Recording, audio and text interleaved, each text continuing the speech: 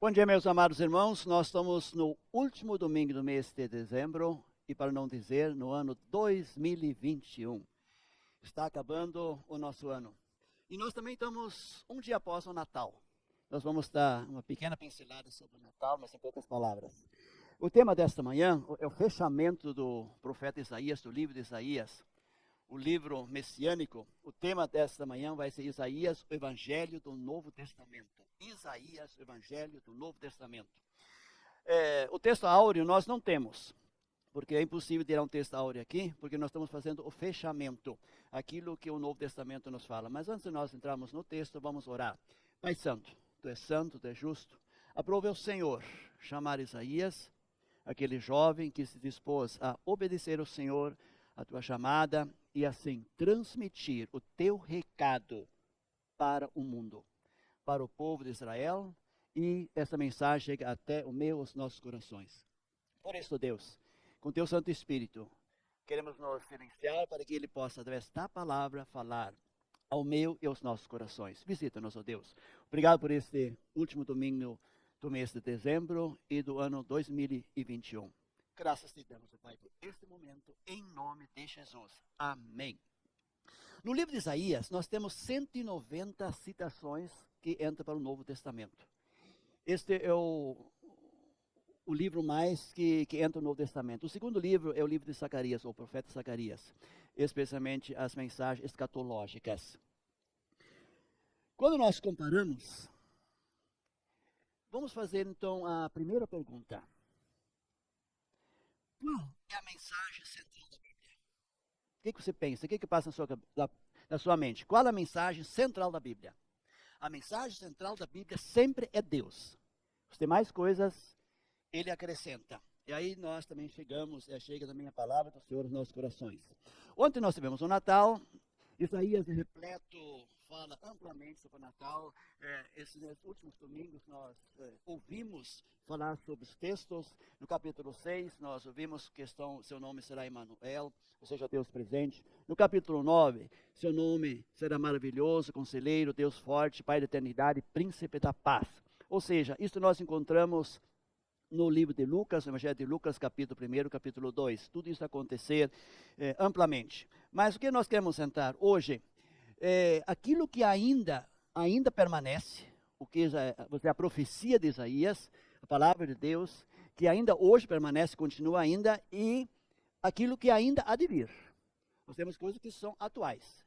E nós vamos falar coisas que ainda estão para o futuro. Por isso nós vamos ler no capítulo 6, a primeira questão, capítulo 6, a partir do versículo 9, versículo 10.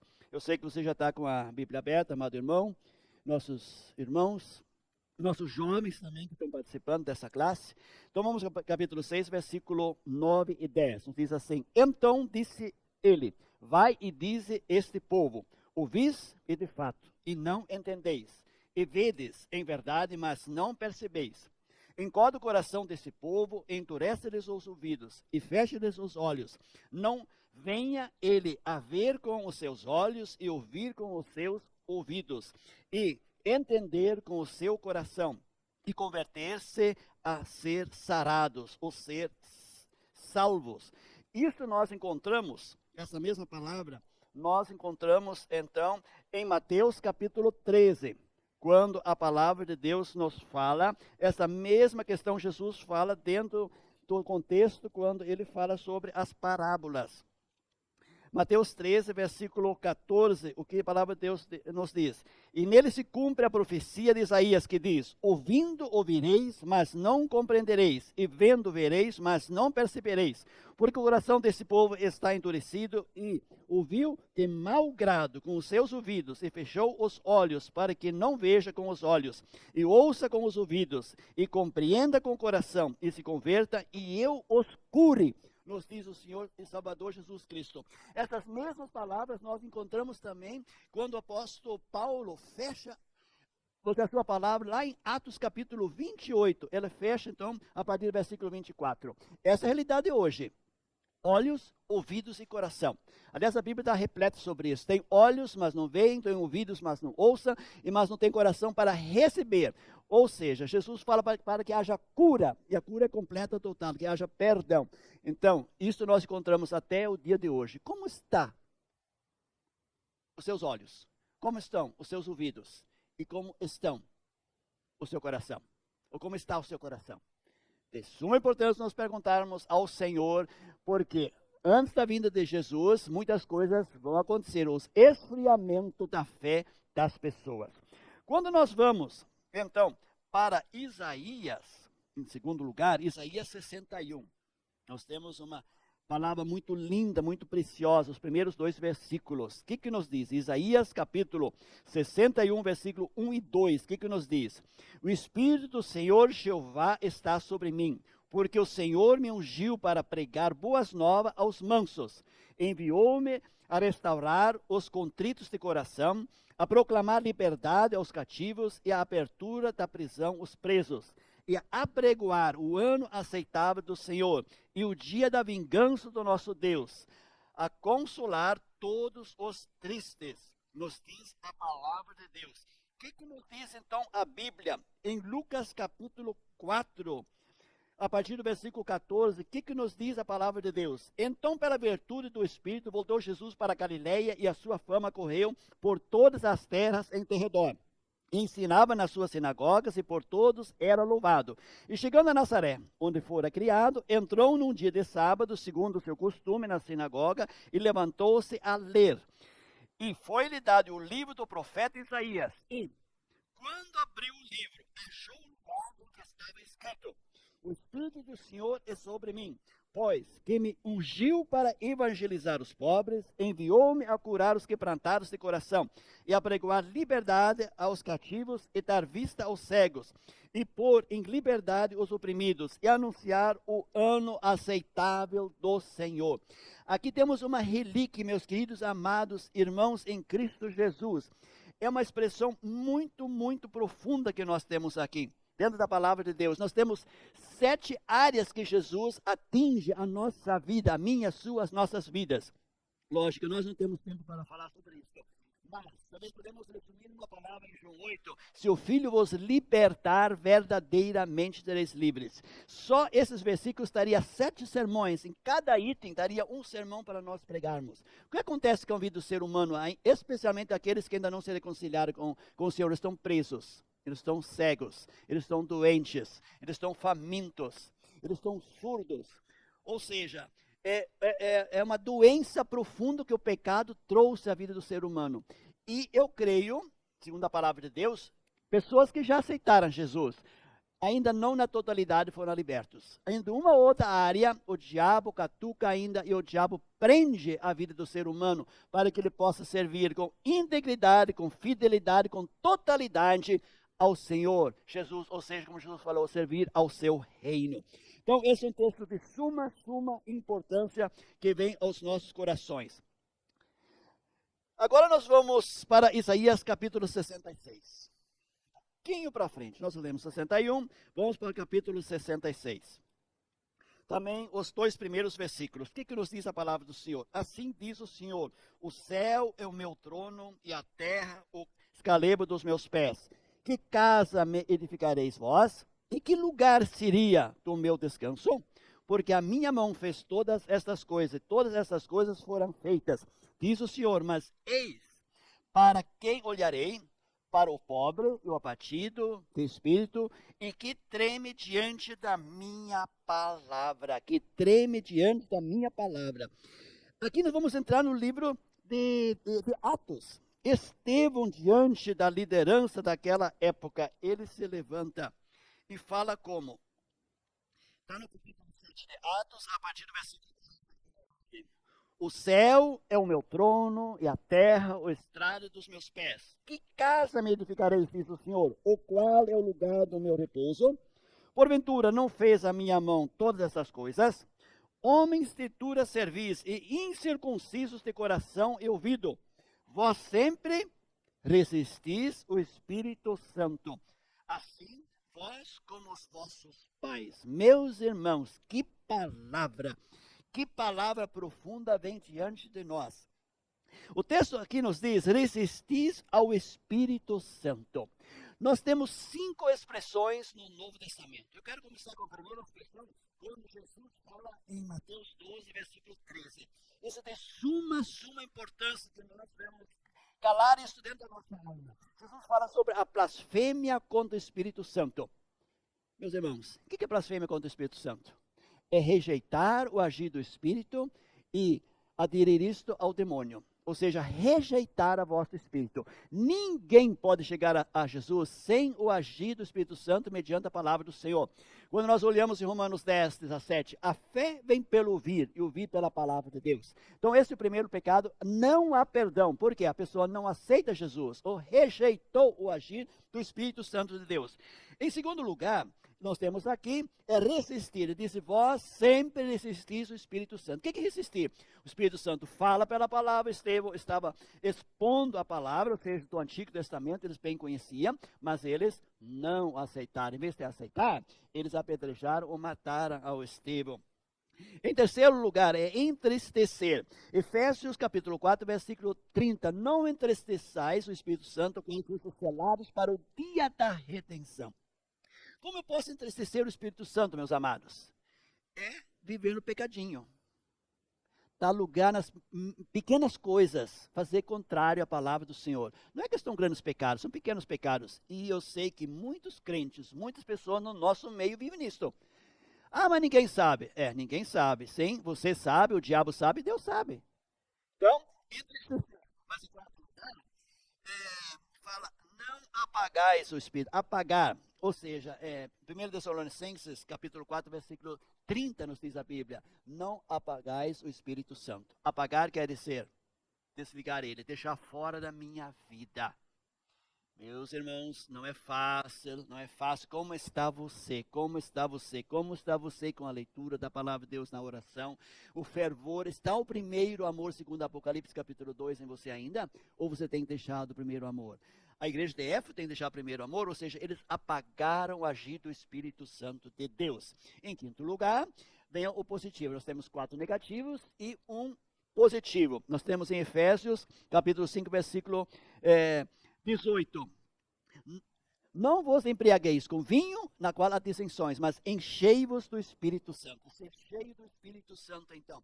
E isso nós encontramos no livro de Atos. Cheio do Espírito Santo. Os apóstolos estavam cheios do Espírito Santo, cheios do Espírito Santo, eles anunciaram a palavra do Senhor. E nós podemos pedir a Deus: Senhor, enche-me com teu Espírito, para que o Espírito de Deus nos possa usar, nos possa dar testemunho, e assim o Espírito Santo possa usar a palavra para nós transmitirmos, e essa possa fazer frutificar no coração do pobre pecador. Como isso é importante. E nós vamos ver 2 textos, já que são escatológicas. Isso ainda não aconteceu, vai acontecer, ainda vai acontecer. Então, primeiro nós encontramos também no livro de Isaías 64, vamos para 64 agora, e lá nós vamos para o versículo 4. É algo muito, muito precioso, riquíssimo. Nós diz assim, 64, versículo 4, porque desde a antiguidade não se ouviu e nem com os ouvidos se percebeu, nem com os olhos se viu um Deus além de ti que trabalha para aquele que nele espera. Aqui volta esse texto: olhos, ouvidos e o coração. Deus trabalha onde? Aqueles que esperam no Senhor. E esta palavra o apóstolo Paulo nos pega na sua primeira carta aos Coríntios, capítulo 2, versículo 9. Como diz a Escritura, que nem olhos viram, nem ouvidos ouviram, nem jamais penetrou em coração humano o que Deus tem preparado para aqueles que o amam. Nas nossas orações precisamos colocar, da mesma uma vez por dia: Senhor Deus, eu te amo. Senhor Jesus, eu te amo. Espírito Santo, eu te amo. Eu estando no Rio de Janeiro, vi uma palestra, um pastor aqui de São Paulo, da primeira de São Paulo. Ele falou uma coisa que eu nunca tinha ouvido. Nós precisamos pedir a Deus, para que Deus, ou seja, Deus nos batiza no Espírito Santo para amar. Vou repetir isso. Nós precisamos pedir a Deus que Deus nos batiza no Espírito Santo para nós podermos amar. Quando a gente ama Deus, quando a gente ama Jesus, quando a gente ama o Espírito Santo, Ou trocando agora, quando eu amo o meu próximo, eu tenho condições de amar a Trindade. Que coisa linda. Ou seja, o que Deus tem preparado para quem nele se espera. Você está esperando a vinda de Jesus? Quando você lembra que Jesus vai voltar? Cada dia? Uma vez por semana? Uma vez por mês? Talvez agora? Alguém falou assim: cada geração precisa estar preparado para a volta de Jesus. Eu falo mais ainda. Cada dia, e mais ainda cada hora, cada minuto e cada segundo precisa estar preparado para a volta de Jesus. Porque tu não sabe quando ele vai voltar. E um dos versículos que eu amo profundamente está no capítulo 25 de Isaías. Capítulo 25. Abra sua Bíblia, capítulo 25, versículo 8. E aí nós vamos entrar no livro de Apocalipse. Eu não podia fechar este estudo desta manhã, nesse último domingo, sem falar o livro de Apocalipse. É o livro que eu mais amo, que mais perto, que mais me identifica, da vez que mais preguei na minha vida. É o livro de Apocalipse. 25, versículo 8. O que nos diz a palavra do Senhor? Aniquilará a morte para sempre. Você entendeu? Aniquilará, ou desfará a morte para sempre. Então a morte não vai existir eternamente. Assim enxugará o Senhor Jeová as lágrimas de todos os rostos, e tirará o opróbrio do seu povo de toda a terra, porque o Senhor o disse. Porque o Senhor o disse. Apocalipse capítulo 21. O que nos diz a palavra do Senhor? Apocalipse capítulo 21, vamos lá, 21. Nós vamos ler, versículo 4 também. Nós lemos Isaías 25, 8, agora Apocalipse capítulo 21, versículo 4. Deus limpará dos seus olhos toda lágrima, e não haverá mais morte, nem pranto, nem clamor, nem dor, porque já as primeiras coisas são passadas. Que mensagem profunda. Vamos analisar algumas coisas. Quando isso vai acontecer? Não sei. Quando o povo de Deus, quando Jesus levar o povo dele para a glória, vai haver um momento nos céus onde a gente vai lembrar tudo que a gente passou aqui na terra. Vai ser provavelmente depois do juízo. Ou seja, depois que Deus vai dar a sentença para cada um de nós, para cada ser humano, para cada ser vivo que nasceu sobre a face da terra. Vai haver um momento onde a gente pode sentir o toque de Deus. Me deixa falar uma coisa, talvez você nunca ouviu isto. Nós temos dois olhos. Você já percebeu que um olho lacrimeja mais que o outro? Um olho derrama mais lágrimas que o outro? Já ouviu falar sobre isso? Vamos lá, então vou explicar. O nosso olho esquerdo, ele derrama mais lágrimas na tristeza, na dor, no sofrimento, no luto, nas dificuldades, nas decepções dessa vida. É a parte esquerda do nosso olho que nós derramamos lágrimas. E o olho direito, pastor? O olho direito é o amor, o carinho, a atenção, a amizade, aquela emoção. Exemplo, no teatro que nós vimos domingo à noite. Eu estive domingo à noite. Quando Jesus nasceu, lá naquela estrebaria, eu nunca tinha percebido um momento tão triste. Eu perdi umas lágrimas. Jesus nasceu de forma tão humilde, tão pobre, tão esquecido. Só estava lá. José e Maria, ele foi posto lá, nos diz o texto lá em Atos 2, 7, envolveu em panos e deitou na manjedoura, lá onde as ovelhas comem o seu alimento. Que momento triste. Mas o texto diz aqui, e Deus limpará dos olhos. Mas quando foi preparar isso, o que me fez lembrar, e nós? Será que nós estamos limpando as lágrimas de alguém? Nesse sábado, nós entregamos o alimento para as pessoas na rua. Teve um senhor que perguntou, e daí, pastor, como está sua filha? Certamente ele perguntou, e o pastor por que não veio? Alguém da nossa equipe falou, não, o pastor está viajando porque a filha foi fazer uma cirurgia. Ele continuou, pastor, a semana toda eu orei por ela. Isso me emocionou, meus irmãos. Alguém que dorme na rua, mas se preocupou com a filha do pastor. Nós foi gravado nesse sábado também alguém dando depoimento, agradecendo o que a Igreja Batista Central está fazendo por eles, e por eles especialmente. Eu não sei quando vai passar isso, mas certamente vai chegar o dia que vai passar esse vídeo. Então, talvez 12 ou 13, 14 segundos. Mas vem de um coração profundamente agradecido. Meus queridos, quantas lágrimas o ser humano derrama? Aliás, quero fazer outra pergunta. Você sabe o que é uma lágrima? NaCl mais H2O? Isso é a química. Mas a lágrima é muito mais. Talvez a lágrima, muitas vezes, é aquela que o amigo não consegue entender. Não consegue compreender. E não consegue dar um abraço no momento do choro. Mas uma coisa nós temos certeza. O Salmo 56, ele fala que Deus tem guardado, Davi diz, o Salmo diz, né? A palavra de Deus diz que Deus tem guardado num odre todas as lágrimas. Lá nos céus, eu creio, eu vi uma mensagem de um pastor que eu amo muito, eu oro por ele, também tem passado muito momento difícil na vida. Deve ter derramado muita lágrima na vida. Mas muito antes disso, eu vi ele pregar. Que Deus vai mostrar nos céus. Cada odre está guardado. Para mostrar quantas lágrimas nós derramamos aqui na terra. E especialmente a lágrima da compaixão. Pelos queridos que ainda não acharam, não encontraram com Jesus ainda. Nós estamos fechando este ano. Quantas lágrimas foram derramadas este ano?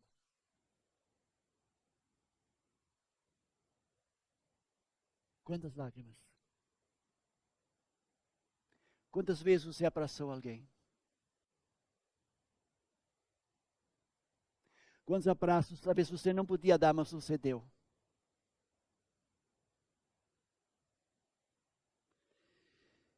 Nós vamos ter um momento na vida onde Deus vai enxugar as nossas lágrimas. Eu creio que o maior peso vai ser a lágrima da compaixão para o perdido. Eu quero terminar a falar mais uma coisa. A oração e a lágrima, Deus nunca rejeita.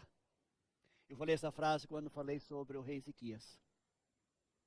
Quando Deus falou que ele devia morrer. Mas ele ora, ele chora. Eu não quero dar na mera questão se foi certo ou se foi errado. Mas Deus ouviu. Meu querido irmão, jovem, não esqueça que um dia Deus vai enxugar nossas lágrimas na glória celestial. Talvez triste será quando você chegar e você não vai ver seu odre e não vai ver uma lágrima, porque seu coração estava seco. Que isso não seja. Que Deus nos abençoe. E com essa esperança de nosso reencontro um dia na glória, nós podemos fechar este ano, este domingo. Porque o presente me pertence. Aliás, duas coisas não me pertencem nesta vida, o ontem e o amanhã. E nem o próximo segundo me pertence. Esse só está nas mãos de Deus. Vamos orar? Pai celestial, Senhor, louvado teu nome. Graças te damos pelo livro de Isaías, aquilo que Jesus cumpriu exclusivamente em Cristo Jesus. Grandes momentos se cumpriram, mas tem poucas coisinhas, ó Pai, que ainda falta para que se cumpra. É a volta de Jesus. Esse encontro celestial. Enquanto o Senhor há de juntar, ou quando os anjos vão de juntar dos quatro cantos desta terra, os vivos, ou seja, os mortos e os vivos, para o juízo final, para o galardão final. Ó Pai, abençoe cada um dos meus ouvintes. E Senhor, ensina-nos a chorar. Ensina-nos a ter amor e compaixão. Batiza-nos com teu Espírito Santo, ó Pai, para que possamos amar mais, abraçar mais e enxugar lágrimas, Senhor. Ó Pai querido, obrigado. Obrigado por este momento.